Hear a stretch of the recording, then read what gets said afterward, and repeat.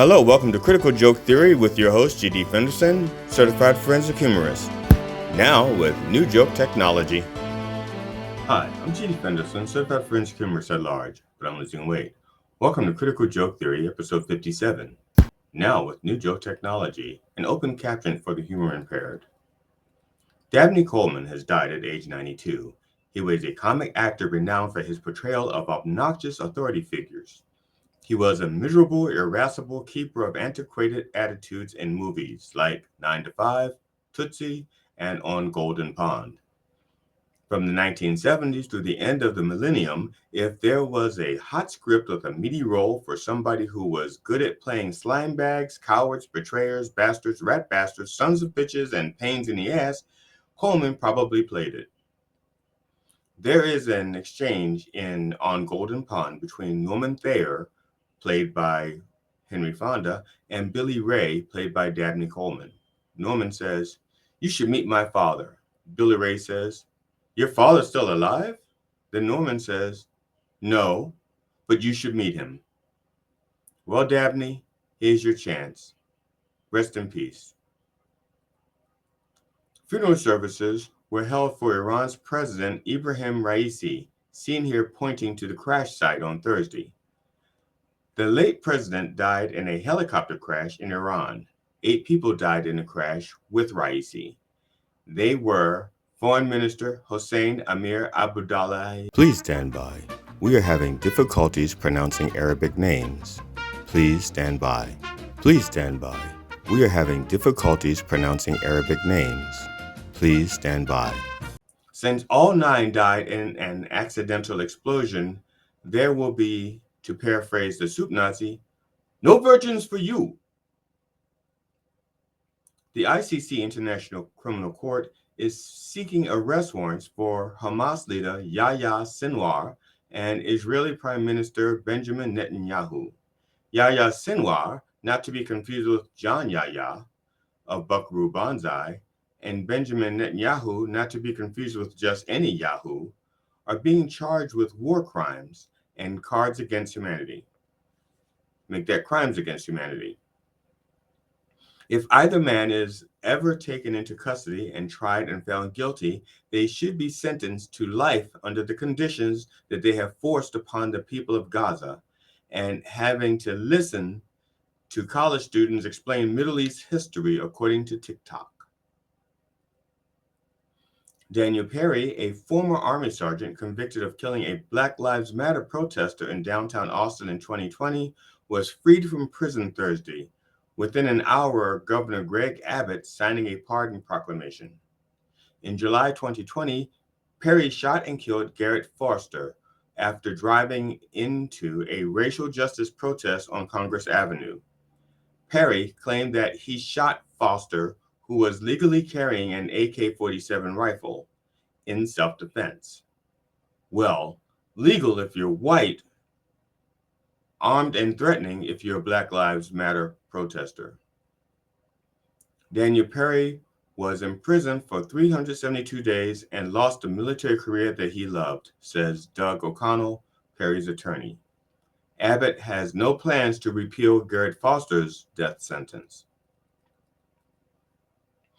Louisiana's Supreme Court allowed an affluent white enclave in Baton Rouge to break off and form its own city, St. George. The new city will be whites only and secede from a majority Black Baton Rouge while succeeding in inspiring white segregationists throughout the country. St. George will be the 5th largest city in Louisiana, but the largest collection of assholes in the state. The testimony has wrapped in the Trump New York election interference case. The closing arguments are expected to resume on Tuesday, May 28th. Our arguments are ongoing, and no matter the verdict, we will argue the outcome and or punishment every Thanksgiving or every time we see a pumpkin or a can of hairspray or a can of spray-on tan, or until his next trial. 34 counts down, 54 counts to go. Not that I'm counting. Supreme Court Justice Samuel Alito, seen here saying What flag? Oh, that flag has been caught twice flying his true colors.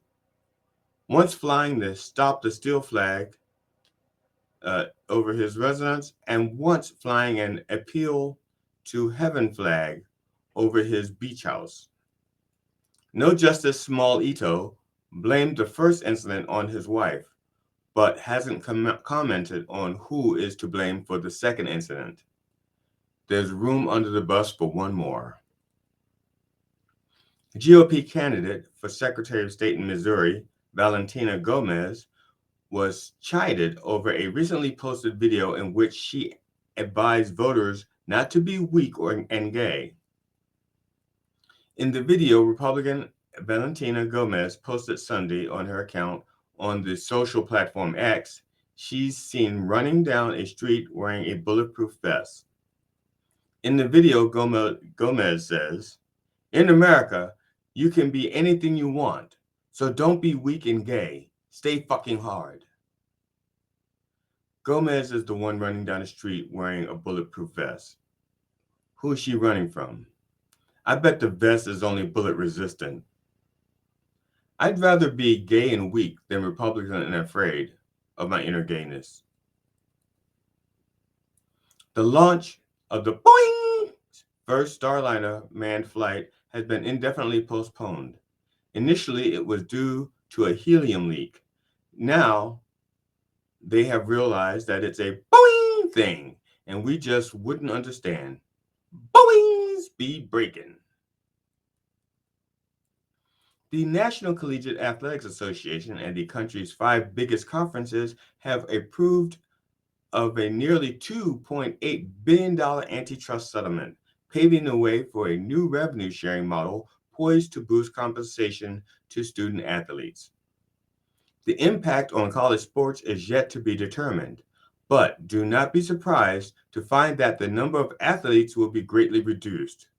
So much so that offensive players in football may have to tackle themselves. The U.S. Department of Justice is suing to break up Live Nation, the parent company of Ticketmaster, over alleged antitrust violations. I am shocked to learn that the company that controls over 80% of the country's ticket sales to concerts and events cannot be trusted to not rip off its customers. This all started over botched Taylor Swift Eras tour ticket sales. The real error is fucking with Swifties. And finally, for months, Nikki Haley, seen here swallowing something that could be dignity, declared that Donald Trump was unhinged, too old, chaotic, prone to temper tantrums, unfit for office, a liar, and that Trump could not beat President Biden. She even left her UN position because she didn't want to be associated with Trump's disastrous administration.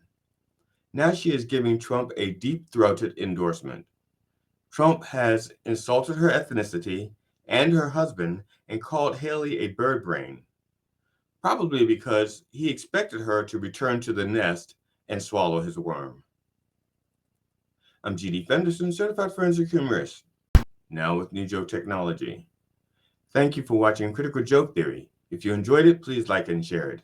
And please check out Done Way Past Funny on YouTube, Dob TV, and Spark TV, and watch The Church of Last Resort streaming live on Sundays on YouTube at 9 a.m. Eastern. Be safe out there, and don't feed the crazies. Critical Joke Theory with your host, G.D. Fenderson, Certified Forensic Humorist. Now with New Joke Technology.